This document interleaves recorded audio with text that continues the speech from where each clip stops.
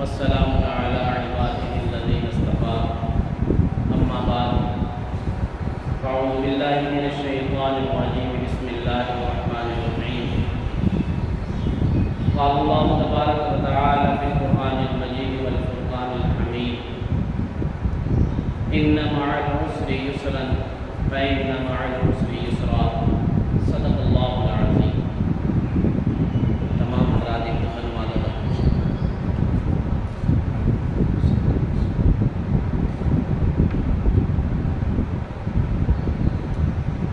میرے واجب الاحترام حاضرین مجلس، اللہ رب العالمین نے انسان کو دنیا کے اوپر جو اپنی عبادت کے لیے پیدا فرمایا ہے، تو اس کی عبادت کے اندر بہت ساری قسموں کی عبادت ہوتی ہے. ایک عبادت وہ ہے کہ جو آپ صرف اپنے جسم سے ادا کرتے ہیں، لیکن اس کے اندر آپ کا مال نہیں لگتا. اور ایک عبادت وہ ہے کہ جس میں آپ کا مال لگتا ہے، آپ کا جسم نہیں لگتا. اور ایک عبادت وہ ہے کہ جس میں آپ کا جسم اور مال دونوں چیزیں لگتی ہیں. لیکن اس لگنے میں اور پہلی جو دو قسمیں ہیں اس میں بہت فرق ہے. جس عبادت کے اندر آپ کا صرف جسم لگتا ہے اور مال نہیں لگتا، اس کے اندر آپ کی دلچسپی تو ہوتی ہے لیکن 100% آپ کی دلچسپی نہیں ہوتی. اور جس عبادت کے اندر آپ کا مال لگے، جسم نہ لگے، اس کے اندر آپ کی بس ثواب کی حد تک غرض ہوگی، اس میں آپ کی مشقت نہیں ہوگی. لیکن اللہ رب العالمین کے فیصلے اور حکمت اور دانائی عجب ہے کہ اللہ رب العالمین نے مسلمانوں کو یہ والی عبادت بھی عطا فرمائی کہ جس میں صرف اس کا جسم لگے، اور وہ والی عبادت بھی عطا فرما دی کہ جس میں اس کا صرف مال لگے، اور یہ والی عبادت بھی عطا فرما دی کہ جس میں اس کا جسم اور مال دونوں چیزیں لگیں. جیسا کہ ذی الحج شروع ہو چکا ہے، حج کا مہینہ ہے، اور حج ایک ایسی عبادت ہے کہ جس کے اندر آپ کا مال، جان، وقت، دل، دماغ، ہر چیز اس کے اندر لگے. باقی عبادات کے اندر مال لگا، جسم نہیں لگا، جسم لگا، مال نہیں لگا. لیکن حج ایک ایسی عبادت ہے کہ اس کے اندر آپ کا مال بھی لگا، جان بھی لگی، وقت بھی لگا، ہر چیز اس کے اندر آپ کے استعمال میں ہے. تو ذی الحج کا مہینہ، عشرہ ذی الحج جس کو ہم کہتے ہیں، یہ بڑی فضیلت والا مہینہ ہے. اور اس مہینے کے 3 حصے ہیں، پہلا عشرہ، دوسرا عشرہ اور تیسرا عشرہ. اس مہینے کا جو پہلا عشرہ ہے اس کے بہت سارے فضائل ہیں. حدیث مبارکہ کے اندر آتا ہے، نبی مہربان علیہ الصلوۃ والسلام نے ارشاد فرمایا کہ اس کا جو پہلا عشرہ ہے، اس کی ہر رات اتنی عبادت والی رات ہے کہ اگر کسی زمین کے اوپر صبح سے لے کر شام تک بارش برسے اور آپ اس بارش کے قطروں کی تعداد گن لیں، کیا گن لیں؟ بارش کے قطروں کی تعداد گنی نہیں جا سکتی. ابھی تک کوئی ایسا پیمانہ، ہاں بارش کے بعد یہ پیمانے تو آگے جناب اتنی سینٹی میٹر بارش ہوئی، اتنے پانی کا بہاؤ ہو گیا، اتنا پانی چڑھ گیا، یہ پیمانہ تو زمین پر موجود ہے. لیکن یہ پیمانہ موجود نہیں ہے کہ بارش کے کتنے قطرے زمین پر اترے. یہ والا پیمانہ آج تک نہیں بن سکا. تو حدیث مبارکہ کے اندر آتا ہے، فرمایا کہ بارش کے جتنے قطرے صبح سے لے کر شام تک بارش ہو اور آپ اس بارش کے تمام قطروں کی گنتی کر لیں، ان قطروں کے برابر میں ایک رات کی عبادت کے برابر اللہ رب العالمین آپ کو ثواب عطا فرمائے. کتنا آسان سا فارمولہ ہے. اور اللہ رب العالمین میرے اور آپ کے اوپر کتنے مہربان ہیں، کتنے شفیق ہیں. آپ اگر اپنے پورے سال کو دیکھیں محرم الحرام، یکم محرم الحرام سے ہم مسلمانوں کے سال کا آغاز ہوتا ہے، اور محرم کی پہلی تاریخ کو خلیفہ دوم سیدنا عمر بن خطاب رضی اللہ تعالیٰ عنہ کی شہادت دے کر اللہ نے مسلمانوں کو یہ پہلا سبق دیا کہ دین اسلام مشقت سے، قربانیوں سے، مجاہدوں سے، شہادتوں سے، قربانی سے یہ دین ملے گا۔ پھر سفر ہے، ربیع الاول آ گیا، رسول اللہ صلی اللہ تعالیٰ علیہ وسلم کی پیدائش مبارک کا مہینہ، تو پورے سال کو اللہ نے 3 4 وقفوں میں تقسیم کیا۔ ہم نے گناہ کیے، اللہ پھر 3 4 مہینے بعد ایک ایسا خوبصورت مہینہ بھیجتے ہیں، اور اس مہینے کے اتنے فضائل ہوتے ہیں کہ میرے اور آپ کے گناہوں کی وجہ جو ہے اکٹھے ہوئے ہوتے ہیں، اللہ ان کی عبادات کے دنوں میں ہمارے گناہ معاف کرتا ہے۔ ابھی رمضان مبارک گزر کے گیا ہے، رمضان مبارک کے بعد ہم نے پھر کتنے زیادہ گناہ کی، کتنی اللہ کی نافرمانیاں کی۔ اللہ رب العالمین نے ہمیں ذی الحج کا مہینہ دے دیا اور فرمایا کہ اس ذی الحج کی ہر رات میں جو عبادت کرے گا، آپ بعد صبح سے لے کر شام تک ہونے والی بارش کے قطروں کو شمار کریں، اور اس ایک رات میں عبادت کا ثواب اللہ آپ کے اس سے بھی زیادہ عطا فرمائے۔ کتنے اللہ شفیق ہیں میرے اور آپ۔ اور فرمایا کہ یہ ذی الحج کے جو دن ہیں، یہ عبادات کے دن، اللہ رب العالمین سے مانگنے کے لیے، ان دنوں میں بھی اللہ ایسے ہی شفیق اور مہربان ہوتے ہیں جیسے اللہ رب العالمین رمضان کی راتوں میں شفیق اور مہربان اتنے ہی شفیق ہیں۔ تو یہ عشرہ ذی الحج جو ہے یہ بڑی فضیلت والا مہینہ ہے، بڑی فضیلت والا عشرہ ہے، اور اس کے اندر کچھ قوانین ہیں، اور سب سے مبارک چیز اس کے اندر یہ ہے کہ اس کی 10 ذی الحج کے دن میں حج جو ہے وہ ادا کیا جائے، اور اس دفعہ تو ماشاءاللہ اللہ ہمیں حج اکبر عطا فرما۔ یہ جو اس دفعہ جو حج آنے والا ہے یہ جمعے والے دن کا حج ہے، اور یہ حج اکبر ہے۔ آئندہ جمعہ جب ہم پڑھ رہے ہوں گے اس دن میں جمعے والے دن میں انشاءاللہ وہاں پر حج بھی ہو رہا ہے۔ سبحان اللہ، بڑا ہی بابرکت وہ دن اور بابرکت وہ گھڑی ہے کہ جس کے اندر جو ہے اللہ رب العالمین ہمیں اتنی بڑی فضیلت سے نواز رہے ہیں کہ حج اکبر ہمیں اللہ عطا فرمائے۔ اب ہم یہاں پر ہیں اور حاجی وہاں پر ہیں، میری اور آپ کی مناسبت کیسے ہو سکتی؟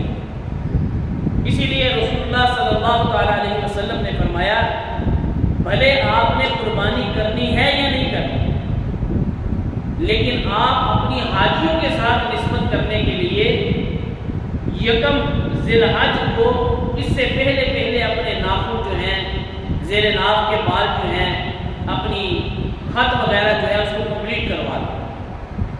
لیکن اس کا مطلب یہ بھی نہیں ہوتا کہ آپ جو ہے یہ ضروری ہے، بلکہ اس کو چھوڑ بھی دینا چاہیے تاکہ آپ کا جسم جو ہے وہ حاجیوں کے جسم کی مانند ہو جائے۔ بال بڑے بڑے بے تکے بال نہیں، مونچھوں کے بال نہیں، شیر کے بال بڑھ گئے خیر، ناخن بے تکے بڑے نہیں، تھوڑے سے زیادہ بڑھ جائیں تو خیر ہے۔ لیکن اس کے اندر ایک مسئلہ یہ ہے کہ جو مرد اور عورت جس نے اپنے 40 دن سے اس کو کسی وجہ سے زیادہ ہوتی ہیں، 40 دن سے زیادہ، تو اس نے اگر اپنے ناخن یا زیر ناف کے بال نہیں کاٹے تو اس کو استثناء حاصل ہے۔ ایک آدمی تھا وہ بیمار ہے اور اللہ رب العالمین نے اس کو 3 ذی الحج کو 4 ذی الحج کو اللہ نے اس کو شفا عطا فرمائی، اور بیماری کی وجہ سے نہ تو اپنے ناخن کاٹ سکا، نہ ہی اپنے زیر ناف کے بال کاٹ سکا، اور اللہ نے اس کو ہمت اور طاقت بھی دی ہے کہ وہ قربانی بھی کر رہا ہے۔ تو اب اس کو استثناء حاصل ہے کہ یہ اپنے ناخن بھی کاٹے اور اپنے بال بھی کاٹے، اس کے اوپر یہ حکم لاگو نہیں ہے۔ لیکن عام پبلک کے لیے، باقی عوام الناس کے لیے کیا ہے کہ ہماری تشبیہ، ہماری نسبت ان کے ساتھ ہو جائے تو ہمیں اپنے ناخن اور بال نہیں کاٹنے چاہیے، یہ ہے۔ اور دوسرے نمبر پر اسی مہینے اسی عشرے کے اندر 9 ذی الحج جو ہے، میرے نبی مہربان علیہ الصلوۃ والسلام نے 9 ذی الحج کا روزہ رکھا تھا۔ کس کا؟ 9 ذی الحج، اور فرمایا کہ اگر میں اگلے سال زندہ رہا تو 9 کے ساتھ 10 کا روزہ رکھوں گا یا 9 کے ساتھ 8 کا روزہ رکھوں گا۔ 2 روزے ہیں اس کے، تو اس کے اندر روزہ بھی رکھنا ہے۔ اور کچھ قربانی کے مسائل ہوتے ہیں، قربانی کا جانور جو خریدتے ہیں ہم، آج لوگ قربانی کے جو حصے ڈالتے ہیں مالت کے ساتھ، اس میں یہ خیال نہیں کرتے کہ میں جس کا حصہ ساتھ میں ملا رہا ہوں اس کا کاروبار کیسے، حلال ہے یا حرام۔ یاد رکھیے، آپ اگر جانور میں حصہ ڈلوا رہے ہیں یا ڈال رہے ہیں، اس آدمی کے کاروبار کی جانچ پڑتال کرنا یہ آپ کی ذمہ داری ہے کہ اس کا پیسہ حلال کا ہے یا حرام۔ اگر وہ سود کا پیسہ ہے، اگر ناجائز پیسہ ہے، تو وہ باقیوں کی قربانی کا بھی سر لے گا، آپ کی قربانی نہیں ہے۔ یہ ضروری ہے کہ جس آدمی سے آپ حصہ ملا رہے ہیں اس کا مال پاک اور صاف مال ہونا چاہیے۔ اور قربانی کی شرعی حیثیت بھی یہی ہے کہ رسول اللہ صلی اللہ تعالی علیہ وسلم نے فرمایا کہ اللہ نے جس کو صاحب استطاعت بنایا ہے اور اس کے باوجود اگر وہ اپنی قربانی نہیں کرتا، فرمایا کہ اس کو ہمارے دسترخوان سے اٹھا دو، اس کو ہم میں سے اٹھا دو، اس کا ہمارے ساتھ کوئی تعلق نہیں۔ آج ہم نے دیکھا ہے کہ کیونکہ ہم جو ہے نا کمزور ایمان والے ہیں، اور ایسے کمزور ایمان والے ہیں کہ دین کے معاملات میں توجیہات نکالتے، دنیاوی کاموں میں ہمیں توجیہات نہیں نکلتی، وہاں پر ہم کوئی تعویل نہیں نکالتے، لیکن اگر دین کا معاملہ آ جائے تو ہم فوری طور پر تعویل نکالتے ہیں اور آگے سے جواب کیا دیتے ہیں؟ مولوی صاحب دین ایڈا سخت نہیں ہے، دین میں تو اللہ نے بڑی وسعت پیدا کی ہے، دین تو بڑا نرم ہے، دین کے اندر اللہ نے بڑی سہولتیں پیدا کی ہیں، آپ اتنا دین سخت کیوں بیان کرتے ہیں؟ قربانی پہ اگر کسی کو کہہ دیں کہ جناب 18,000 حصہ ہے تو آپ کسی سے قرض لیتے ہیں، مولوی صاحب کی ہو گیا تھا، اللہ نے تو رخصت دیتی ہے سامنے۔ اور اگر ابھی کسی کام کے لیے مجبوری پڑ جائے تو جس سے مانگا جا سکتا ہوگا ہم قرضہ لیتے ہیں۔ بیٹے کی شادی ہے، بیٹی کی شادی ہے، کوئی اور اپنی ضروریات زندگی ہے تو ہم وہاں پر قرضہ مانگنا شروع کرتے ہیں۔ لیکن اگر یہی دین کے اوپر، دین میں کوئی قربانی کرنے کی بات آئے تو وہاں پر ہم کہتے ہیں مولوی جی اللہ نے زمین رخصت دیتی، ہمیں شوق نہیں۔ شوق پیدا ہونا چاہیے کہ بھلے اللہ نے میرے اوپر نہیں ہے لیکن میں کسی نہ کسی طریقے سے قربانی میں حصہ ڈالوں۔ آج اگر آپ قربانی میں یوں حصہ ڈالیں گے، اللہ کل کو آپ اپنی ذاتی قربانی لینے کے لیے اللہ توفیق عطا فرمائے۔ آپ ہمت تو کریں اس میں، لیکن ہم بس اسی بات پہ کھڑے ہو جاتے ہیں جی کیڑی گل ہے۔ اور قربانی کے اندر پھر یہ بھی تعویل ہے کہ جی میرے اوپر تو قربانی نہیں لگتی، لیکن اگر گھر کے ساز و سامان کے بارے میں پوچھا جائے تو بے تکا سامان گھر کے اندر پڑا، آپ کی روزمرہ کی ضروریات زندگی کے علاوہ ایسی چیز جو آپ کے گھر میں پڑی ہے کہ جس کو آپ سال بعد استعمال کرتے ہیں، اگر ایسی چیز آپ کے گھر میں موجود ہے تو آپ کو قربانی کرنی پڑے۔ ایک چیز ہے جو آپ کے روٹین میں آپ کی استعمال ہے، اگر ایسی بات ہے تو پھر آپ کی قربانی نہیں ہے۔ میں ایسے لوگوں کو جانتا ہوں کہ اچھی سے اچھے لگژری گاڑی ان کے پاس موجود ہے، تو جناب زکوٰۃ کیوں نہیں دیتے؟ مولوی صاحب 3 کروڑ روپیہ بینک میں لون لے رہے ہیں، میں تو مقروض ہوں، میں کیسے زکوٰۃ دے؟ آپ مجھے مسئلہ بتا دیں، میرے اوپر زکوٰۃ لگتی ہے کہ نہیں لگتی؟ اب شرعی مسئلہ تو یہ ہے کہ بھائی اس پہ زکوٰۃ نہیں لگتی کیونکہ یہ تو مقروض ہے، اور مقروض آدمی پہ زکوٰۃ نہیں لگتی۔ اور یہ شریعت کا مسئلہ کہاں جائے گا کہ جو تیرے گھر کے اندر 90 لاکھ کی لگژری گاڑی کھڑی ہے وہ کس حیثیت میں؟ اور یاد رکھنا ہم کسی کو دھوکہ نہیں دے رہے، ہم اپنے آپ کو دھوکہ دے رہے۔ میرے رسول اللہ صلی اللہ تعالی علیہ وسلم نے فرمایا کہ جب تم دین کے باتوں میں جان بوجھ کر تعویل نکالتے یاد رکھو تم کسی اور کے ساتھ دھوکہ اور فراڈ نہیں کرتے، تم خود اپنی آخرت کے ساتھ دھوکہ اور فراڈ کرتے۔ آج ہم بھی بالکل اسی اسٹیج پہ، اگر ہم چاہیں تو پورے سال کے اندر اگر مجھے اور آپ کو قربانی کا شوق ہو تو پورا سال کمیٹی ڈالی جا سکتی ہے، کمیٹی ڈال کے بھی ہم قربانی کے جانور کے پیسے اکٹھے کر سکتے ہیں، لیکن نہیں کرتے۔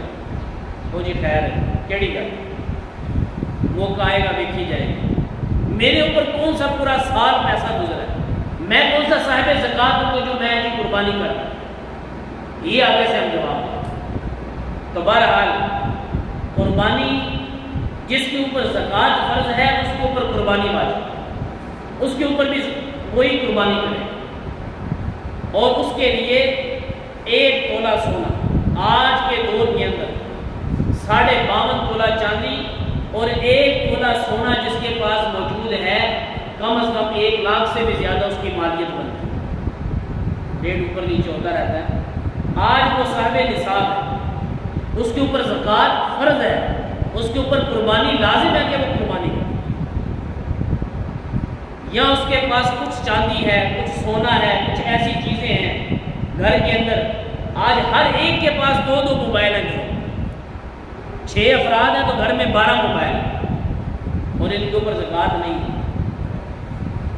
گھر کے اندر 3 افراد ہیں اور 40 جوتیاں الماری میں سے نکلیں گی، یہ کیا ہے بھائی؟ یہ فضول خرچی میں شامل نہیں ہے۔ آپ اگر انہی چیزوں کی مالیت کا اندازہ لگائیں گے تو آپ نصاب سے بھی آگے چلیں گے۔ اچھی اچھی گھڑی، قیمتی گھڑیاں موجود ہیں، قیمتی چیزیں گھروں کے اندر موجود ہیں، اور جواب کیا ہے کہ مولوی صاحب ساڑھے تک زکوٰۃ لگ دی، ساڑھے تک قربانی ہے ہی کوئی۔ تو ایسی بات نہیں، قربانی آپ اپنی حیثیت دیکھیں اور آپ اپنی قربانی، اس کے اندر تعویل نہ نکالیں۔ اب قربانی کا جانور کیسا ہے؟ قربانی کے جانور کے اندر فرمایا کہ ایسے جانور کہ جس کے اندر پیدائشی طور پر کوئی نقص ہے، اس جانور کی قربانی نہیں، اور جس جانور کا کان کٹا ہوا ہے، آنکھ سے آنکھ جو ہے اس کی بینائی نہیں ہے، ایسا بھی جانور قربانی میں نہیں لگتا۔ ایسا بھی جانور کہ جو لنگڑاتا ہے اور اس کا لنگڑانا پن اتنا زیادہ ہے کہ وہ مذبح خانے کے اندر وہاں تک نہیں پہنچ سکتا، ایسا جانور بھی قربانی میں نہیں۔ اور ہم کاروباری لوگ بھی، ایسے لوگ بھی موجود ہوتے ہیں کہ جو جانوروں کے سینگ جان بوجھ کے نکالتے، اس لیے ایک ہونا ہوئے گا کہ یہ ریٹ زیادہ ہے، وہ سینگ نہیں ہوں گے نا تو اس کا ریٹ زیادہ ہے، آپ وہ جانور لینا چھوڑ کیوں لیتے ہو؟ آپ کتنی اذیت کے ساتھ اس جانور کے سینگ نکالے جاتے ہیں، راڑ گرم کر کے اس جانوروں کے سینگ کے اندر ڈالا جاتا ہے، اور اتنی اذیت دے کر اس بیچارے کے جو ہے وہ سینگ نکالے جاتے ہیں، اور بعد میں اس میں کیڑے بھی پڑتے ہیں، پھر اس کے اوپر دوائی لگاتے ہیں اور کہتے ہیں یہ وہ بیچتے ہیں، کتنی اذیت دی جاتی ہے۔ بہرحال قربانی کا جانور طاقتور ہونا چاہیے، خوبصورت ہونا چاہیے، اور ایسا نہیں ہونا چاہیے کہ جس کی ہڈیاں نظر آتی، طاقتور قسم کا جانور۔ اچھا، اس کے بعد یہ ہے کہ آپ نے جانور خریدا، جانور خریدنے کے بعد جانور کے اندر آپ کو پتہ چلا کہ یہ بکری تھی، میں نے لی، اب یہ حاملہ ہے، اب اس کا بچہ اچانک سے پیدا ہو گیا، اب کیا کریں گے آپ؟ اس بچے کو بھی آپ نے ذبح کیا، اگر وہ بچہ مردہ پیدا ہو گیا تو پھر آپ نے اس کو دفن کر دیا، اس کو ذبح کریں گے، اس کا گوشت کاٹیں گے اگر زندہ پیدا ہو۔ اور اگر وقت قربانی کرتے ہوئے گائے ہیں، کوئی مادی جانور ہے، اونٹنی ہے یا بکری ہے، کوئی بھیڑنی ہے، اسی طریقے سے اگر اس کا بچہ پیدا ہو گیا اور وہ زندہ پیدا ہوا تو اس بچے کو بھی ذبح کیا جائے، اس کو رکھا نہیں جا سکتا، اس بچے کو بھی ذبح کیا جائے اور اس کو بھی گوشت کے اندر شامل کیا جائے۔ اچھا، اس کے علاوہ یہ ہوتا ہے کہ بعض دفعہ آپ جانور کو پکڑ رہے ہیں قربانی کے وقت اور وہ ذرا سخت جان ہے، اسی دوران اس کو کوئی ایسی چوٹ لگتی ہے کہ جو چوٹ اگر اس سے پہلے دیکھی جائے تو ہم اس کو قربانی میں نہیں لگاتے، اگر اس وقت اس کو یہ چوٹ لگ گئی ہے تو یہ قربانی ہو جائے۔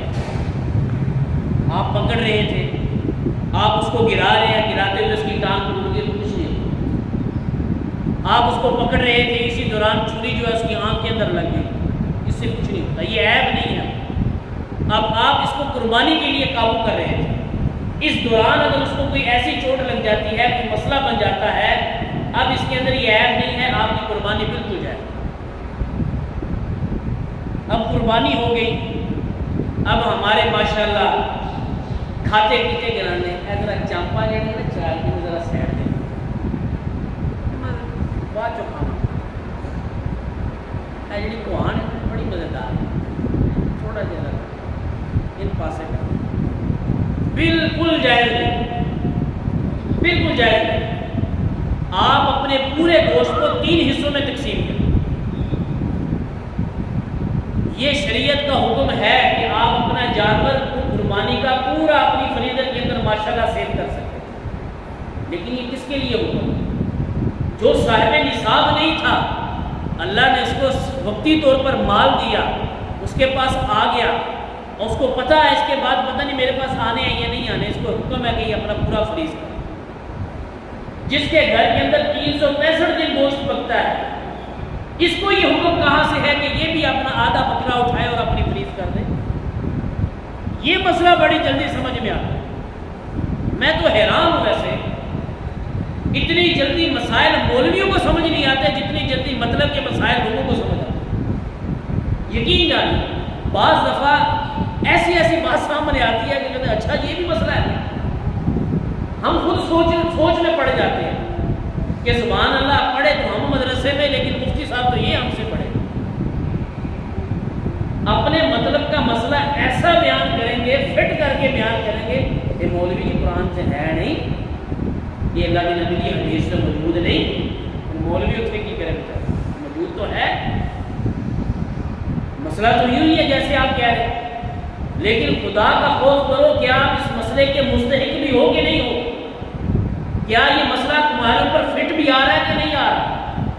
کیا اللہ کے نبی نے یہ والی بات تمہیں صاحب استطاعت کے لیے فرمائی تھی یا کس کے لیے یہ بات فرمائی؟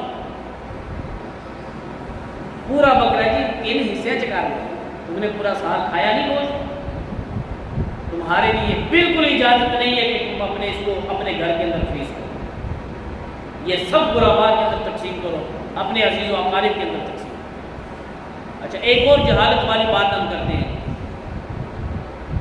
مستحب عمل ہے لیکن اس کو ہم بیان غلط کرتے ہیں جس کی وجہ سے ہم گناہ گار ہو جاتے ہیں۔ قربانی کا جانور ذبح کیا، پانی پی لو، نہیں کہ میرا روزہ ہے، بھائی عید والے دن روزہ کس کا ہوتا ہے؟ روزہ تو صبح سحری سے لے کر افطاری تک کا نام رکھنے کا نام روزہ ہے۔ یہ کس کا نام روزہ ہو گیا کہ جناب جنہیں دیر جانور ذبح ہو رہے ہیں روزہ رکھا؟ آپ یوں کہیں سنت عمل ہے، مستحب عمل ہے کہ سب سے پہلے جانور جو ذبح کیا ہے اس کی کلیجی ہے، جو چیز جلدی پکائی جا سکتی ہے وہ کھائیں، یہ سنت عمل ہے۔ لیکن آپ اس کو یہ نہیں کہہ سکتے کہ میں روزے سے، عید والے دن تو شیطان کا روزہ ہوتا ہے،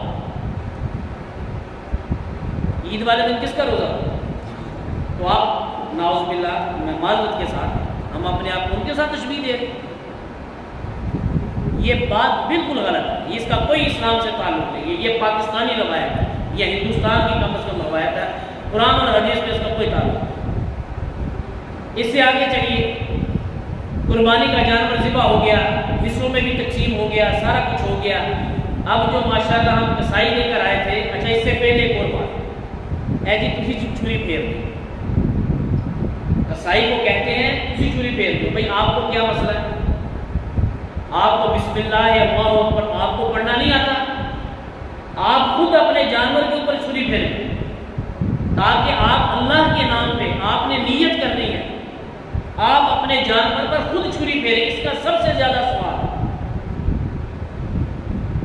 اور قبلہ رخ کریں، قبلے کی جانب اس کا منہ کر کے آپ اس کے اوپر جانور کے اوپر چھری پھیریں۔ اور چھری کے بھی جو احکامات ہیں، چھری تیز ہونی چاہیے، یہ نہیں ہے کہ وقتی طور پر آپ اس سے چھری مانگے اور پتہ ہو، کم از کم جیسے باقی عید کی تیاریاں کرتے ہیں ان تیاریوں میں یہ بھی کر رہے ہیں، نائی کے پاس جاتے ہیں کہ میری چھری بھی علیحدہ ہے، میرا استرا بھی علیحدہ ہے، میری یہ بھی شے علیحدہ ہے، اللہ کے راستے میں جانور قربان کرتے ہو 2 چھریاں نہیں گھر میں لے کے آ سکتے.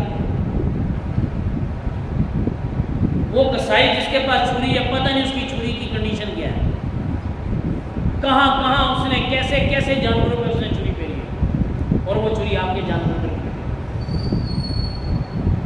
ویسے تو آپ کسی کی استعمال شدہ چیز پہنتے نہیں, استعمال نہیں کرتے, اور جتنے 4 آنے بچے ہوتے کہ مولوی خیر. تو جانور کے اوپر چھری آپ خود پھیریں, اس کو قبلہ رخ کریں, اپنے جانور کے اوپر چھری خود پھیریں. اس سے پہلے اپنے جانور کو پانی پلائیں, جو سنت عمل ہے, جو طریقہ کار ہے, وہ سارے بار بار اس کی ڈیٹیل میں نہیں جایا جا سکتا. اچھا, اس کے بعد آگے مسئلہ ہے, جانور ذبح ہو گیا, سارا کچھ ہو گیا, اب کھال پہ ہی نہیں, چلو 8,000 مزدوری مکی سی نا, یہ کھال کو لائے, بالکل غلط. آپ اس جانور کی کھال, اس کی رسی, اس کی کوئی چیز اپنے کسائی کو مزدوری کے عوض میں نہیں دے سکتے. یہ اس بات سے نہیں کہ میں ہوں لگے جا کے مدرسے نہیں مانگ رہی, یہ اس بات سے نہیں میں کہہ رہا. شرعی طور پر آپ اس جانور کی کھال اپنے ذبح کرنے والے کسائی کو اس کی اجرت میں آپ نہیں دے سکتے. آپ نے ہزاروں روپیہ لگا کر جانور خریدا, اور یہاں پر 4-5 ہزار روپے کے عوض میں آپ اپنی قربانی کا سارا ثواب ضائع کر رہے ہیں. عجیب بات. تو یہ آپ کا قطع نہیں دے سکتے. اس سے آگے چلیے, اب یہ قربانی کی جو کھال ہے یہ آپ نے کس کو دینی؟ اس وقت میں مستحق کون ہے؟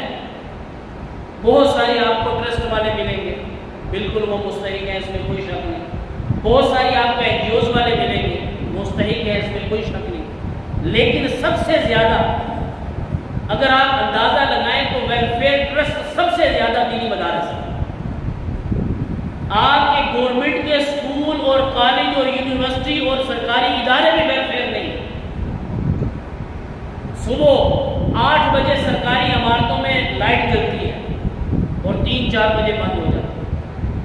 آئیں آپ کسی مسجد مدرسے کو وزٹ کریں, صبح فجر کی اذانوں سے پہلے مساجد اور مدارس میں لائٹیں جلتی ہیں, پانی چلتا ہے, پنکھے چلتے ہیں, اور جب تک ایک طالب علم جاگ رہا ہے تب تک لائٹ بھی چل رہی ہے, پنکھا بھی چل رہا ہے.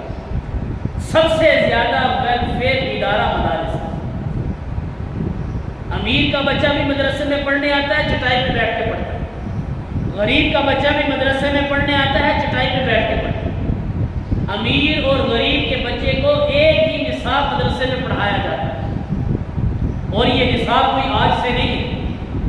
میرے محمد عربی علیہ الصلوۃ والسلام کی مبارک سنتیں اس وقت سے لے کر آج تک کن کن حالات میں جنگیں لگی, ملک تباہ کر دیے گئے, معیشت تباہ کر دی گئی, ملکوں کے بیڑے غرق کر دیے گئے, لیکن قربان جائے علماء کرام پر, مفتیان اعظام پر, اور اس دین کے مجاہدین پر کہ جنہوں نے ہر حالات میں اپنی جان اور مال اور عزت کی پرواہ کیے بغیر میرے اور آپ تک دین بڑے محفوظ انداز میں پہنچا.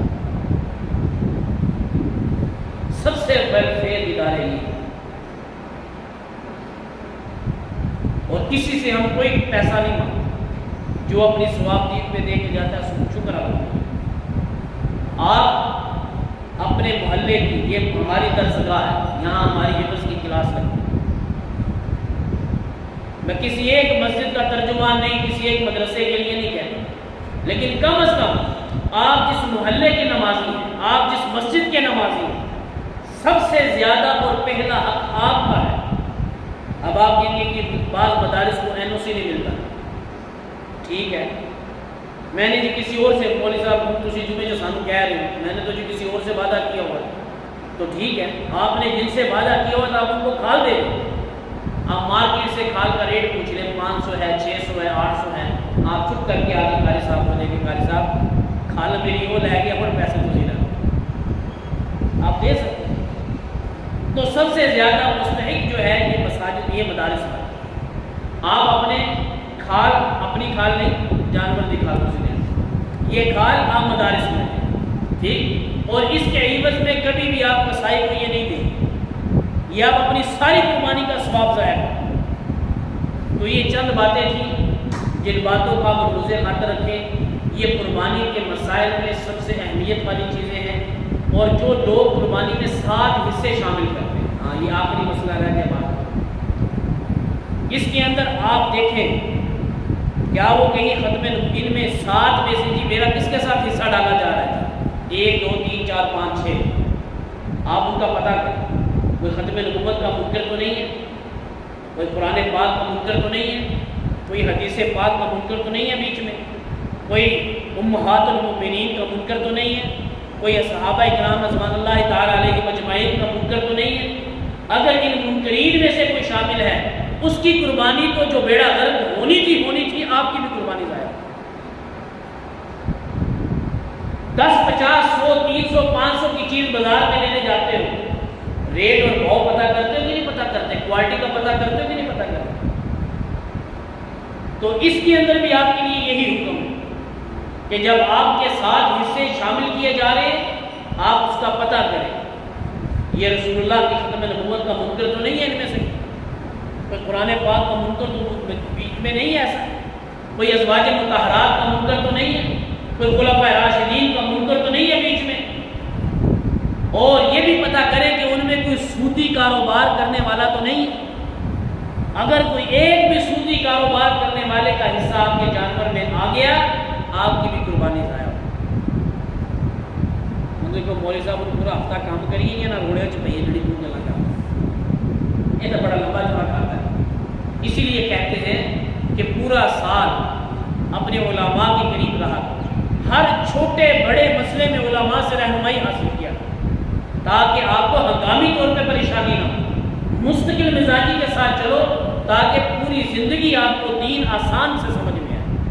ہم آج پریشان صرف اسی لیے ہوتے ہیں جب ہنگامی طور پہ دین کی بات کو سنتے ہیں، ہم کہتے ہیں اچھا یہ بھی سختی ہے، یہ بھی سختی ہے، یہ چھٹو یہ کڑے ہونے سے پاتا۔ حالانکہ یہ سختیاں نہیں ہیں، یہ صرف ڈسپلن ہے دین، یہ دین کا ایک ڈسپلن ہے۔ تو اللہ رب العالمین، تو یہ آپ یاد رکھیں، آپ جتنے حضرات یہاں پر بیٹھے ہیں، اپنی قربانی کا جو جانور ہے اس کی کھال مدرسہ صدیق کے قبر میں یہاں پر آپ لازمی جمع کریں۔ اگر قاری صاحب سے رابطہ کریں، اگر NOC نہیں ہے، یہ جو بھی معاملات ہیں، یہ جو بھی آپ سے تبدیل ہو رہے ہیں، آپ ان سے رابطہ کریں اور اپنے دوست احباب کو بھی یہ بات کہیں۔ اپنے تو یہ صرف آپ تک نہیں ہے، آپ اپنے دوست احباب کو بھی یہ بات کہیں۔ اور اس سے آگے میں یہ کہوں گا کہ جب آپ کہیں صدقہ خیرات دیتے ہیں تو سب سے پہلے آپ اپنے ادارے کو پوچھا کریں، جہاں پر آپ نماز پڑھتے ہیں، جہاں پر آپ آتے ہیں، یہاں پر کتنے ایسے کام کرنے والے ہوتے ہیں جو آپ حضرات کے تعاون سے چل رہے ہیں۔ تو اس لیے آپ ان باتوں کو مد نظر رکھا کریں۔ گاہے بگاہے کسی نماز میں قاری صاحب سے ملا کریں، قاری صاحب کوئی کام ہے، خود بھی آپ دیکھیں اتنا بڑا یہ ادارہ ہے، اس میں بہت ساری چیزیں کرنے کو ہوتی ہیں، تو ان چیزوں کو آپ مد نظر رکھیں۔ اللہ رب العالمین ہم سب کو ان باتوں پہ عمل کی توفیق عطا فرمائے۔ وآخر دعوانا الحمدللہ۔